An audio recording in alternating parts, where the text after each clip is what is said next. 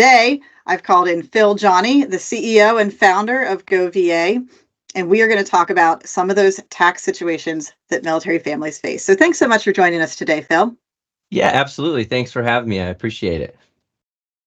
Now, I know that at GoVA, you have a mission to support military families and help them make strong financial choices. And I really respect all the resources that are available and the things that we offer to military families. So I think when we're talking about tax season, one thing we want to understand is how military payments work and what part of that payment is counted as taxable income. So can you shed some light on military pay that is taxed and not taxed? Yeah, absolutely. So, in the military, you get various pays. And when we look at what pay is not taxed, it's going to be two big ones, which is your BAH, which is your basic allowance for housing, and your OAH, which is your overseas housing allowance. And so that income does not count as far as your gross annual taxable income. So you Right. will not pay taxes on that money, which is so helpful, especially when you're looking to buy a house. Yeah, and there's some little ones too that, might not impact your gross income as much, but the service member receives BAS, which is that basic allowance for sustenance. It's a small amount to go toward their food bills every month. And if you have traveled or moved in the past year, that reimbursement for your travel expenses that came from the government is not taxable. So that's really important to know if you're doing a Diddy move or a PPM, that getting that nice reimbursement check is not going to count towards your gross income. So, Phil, I know that you work a lot with veterans. Are there certain situations that veterans should know about when it comes to how their tax gross income is calculated? Yes. So if you have any disability pay on top of what we already discussed, that is also not tax deductible. So that's not or tax deductible. That is also not taxed. So when you're filing your taxes at the end of the year, your disability pay is not to be included into that because you're not going to pay income tax on top. That's really important, especially for those who have retired or received any type of disability rating from the VA, that check is not going to count toward your gross income, which can dramatically impact your household earnings. Oh, So, significantly, especially when you're looking at qualifying for a mortgage loan or borrowing money. When a lender has these calculations and they're determining how much you can afford, they actually gross that income up because when you're taking a normal calculation of somebody's annual income, the lender's typically going to reduce a certain amount because the lender knows that that income is taxable. But in military life, a good portion of your income is not taxed. And so the lender then actually bumps that up 125%. So you get a 25% bump on top of what that income is, which helps you qualify for more in the monthly mortgage debt, or if you have other expenses that might be holding you back, you have an easier hill to climb when it goes through the loan pre-approval process when you're a military member. There's a lot more flexibility in what's called the debt versus the income ratio when determining what can this service member or this service member's family qualify for. You end up having a lot more income to utilize because it's not being taxed. yeah, that makes sense. That's a great benefit to know about. Now, we did talk a little bit about moving. Military families move, I think, on average every 2 to 3 years. So, very common in our community. And it brings up a lot of questions at tax time. So, specifically for anyone who has moved during the year and you've lived in two different states during that time, how do you know which state to file your taxes in?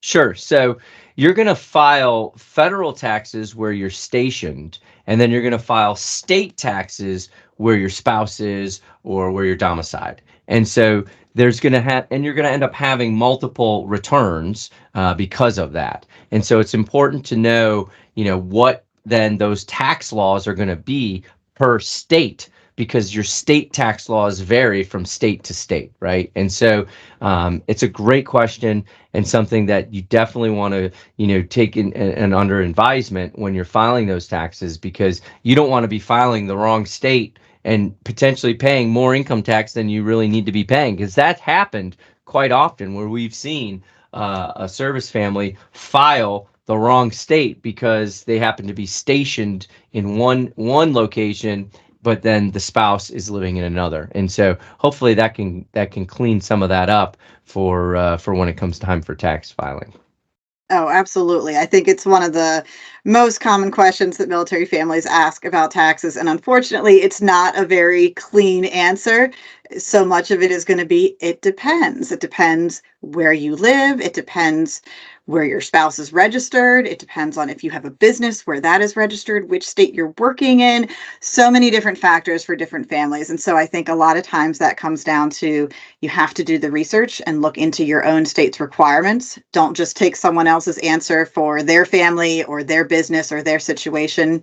I know for my husband and I, we lived in California for 5 years and we never qualified to pay taxes to the state of California during that time. We both legally maintained a residence in another state. I had a business registered at that residence in another state. We had cars registered in different states, driver's license, the whole thing.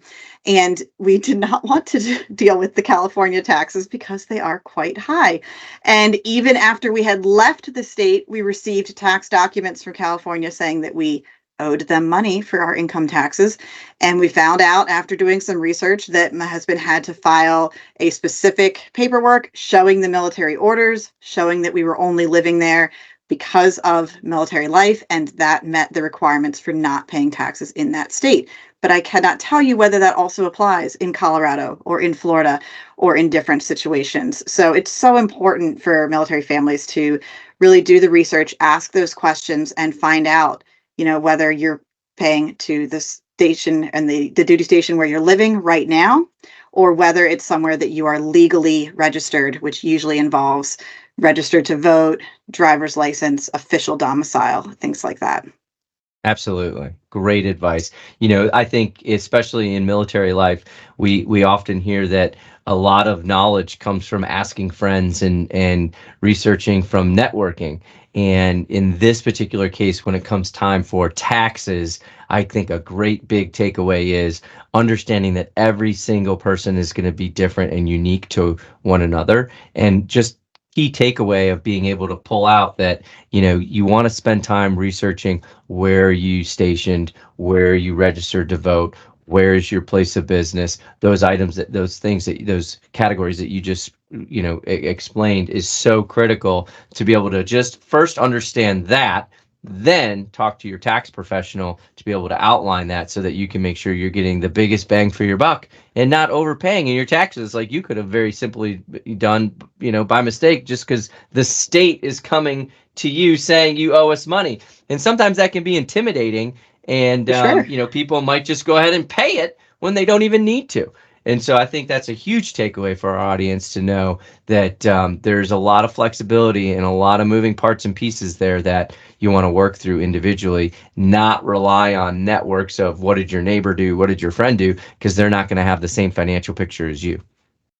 Exactly. So it's so important to talk to an expert, a lawyer, an accountant in those situations, especially if you are someone who is a small business owner.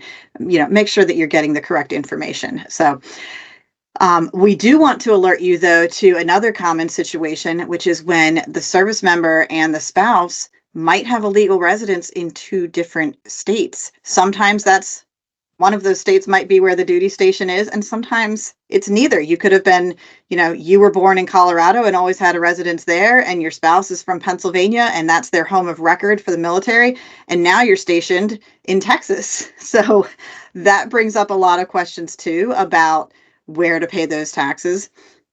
And there is an important act that the military spouses want to know about. Phil, do you want to tell them about that? Sure. It's the Military Spouse Residency Relief Act. And that just simply states that the military spouse can file in their state of residence or in the state of where their service member is stationed if they've also established domicile there as well. And so you can kind of then pick and choose what's going to be more advantageous. Does this state have a lower tax rate than that state? And then that's going to be the direction that you go. But without knowing that and without having the Military Spouse Residency Relief Act, then you'd be stuck in one state particularly that could end up having higher taxes and cost you more money in the long run. So little nuggets like that can help you pick and choose what's going to be most advantageous, what's going to have the lowest tax liability so that you can save the most money and apply that to your budget. Yeah, absolutely. I think it's important to know that and to note that it's not just a matter of choosing arbitrarily which state you prefer to file those taxes in. There definitely are legal processes for establishing domicile. And that means, like I mentioned before, things like registering to vote, having a driver's license, having a vehicle registered. If you've gone through the steps of establishing domicile in any state, that can be one of the options available to the military spouse. But if you've just moved to where your service member is stationed, or you've just joined them in a short time and you haven't established that domicile yet, then that option is not fully available to you. So make sure that you've done the homework and done the research before you say, I just get to choose whatever state I want. Right, right. Another great benefit that I think our military families have is the extension of tax deadlines. So for all of America, that April 15th deadline is kind of ingrained in our minds, and we know that usually taxes must be filed by April 15th. But the government does grant some leeway for military families. So what are those extension options that we have? Yeah, so for military families, you actually get, especially for a military family personnel who's living overseas, you have until June 15th to submit your income taxes. So you get a 2-month grace period for when you're stationed overseas like that. So it gives you a little extra time. And regardless whether you're stationed, anybody can get a little bit more time. You just simply ask for an extension using your 4868, which can be filed electronically or snail mail. That is so good to know. I know that when we were stationed overseas, there was a lot of concern about the speed of mail and how long it might take to get something or to process something. And people ask that question, for the deadline's April 15th, but it's usually taking weeks for the mail to get to the States. Do I need to file my taxes by April 1st or earlier? So it is really nice that that built-in June 15th deadline is automatic for families that are stationed anywhere in the world. And then for deployments as well, you can get an extension using that form 4868. It's really great to be able to process those taxes when the service member returns from deployment and not be trying to navigate all of that when they are on the other side of the world and don't always have communication and email and text messaging readily available. Right. I've been in that situation, and it is not fun trying to talk taxes on 2 different time zones. So, but I think the main thing that we want military families to know is that, yes, we understand that tax season can be challenging, but GoVA is also here to help you with a variety of financial resources. So, Phil, can you tell us about the resources that are available through GoVA for military families? Sure, absolutely. First, we lead with education. So a lot of these forms and a lot of this tax information you can easily find on our Edge platform. You can take some courses or classes to learn about it. We've got a great then resource center if you feel like talking to somebody on the phone and you need to just get pointed in the right direction. Our resource center, our concierge center, is made up of military spouses and veterans. And so we understand what questions you have and what directions you need to go. And so we can help prepare you for getting engaged with either the right accountant or an attorney or the right financial institution when it comes down to getting your taxes filed. We're able to sit there and, sit back and listen to what you have going on in your life and what some of the questions you might not be asking yourself, we can help guide you to. And so that way, when you do get ready to file those taxes, you're making sure you're taking advantage of all the benefits that are available to you with some of these different acts that are out there and some of these different relief periods and additional timelines and some of these things where knowledge around just overall income on what you are required to pay taxes on and what you're not required to pay taxes on. And so GoVA is here to lead with education. All of our courses and classes are certified by your financial regulatory agencies. They're always up to date with great content, helpful information, and we encourage you to check them out. And if you're not a member of the Edge, we recommend you take the time to jump online because it is free to our service members, veterans, and military spouses. And it's free because of our scholarship program that we have, where we've partnered up with various organizations that donate those scholarships to our foundation, which then funds these free memberships for you. So take advantage of them. They're there, they're available, and we promise you'll walk away learning a little bit more than you did when you first logged in. Absolutely. I love how GoVA has a mission to support the military community, and they're providing these resources really free of charge, just trying to educate the community and help people make the most of the benefits that they've earned. I think that's what it really comes down to. As military families, you qualify for certain exemptions, for certain tax benefits, for certain extensions, and we want to make sure that people know about that and that they're using that to the best of their ability and taking advantage of everything that they deserve. So thank you, Phil, for everything that GoVA is doing to support our military community. And listeners, I hope that you have gotten some of your tax questions answered for this year, but you know that you can find more information on the Edge. So go ahead and click that link and become a member today. Thanks so much, Phil. We'll see you next time. Thanks. Take care.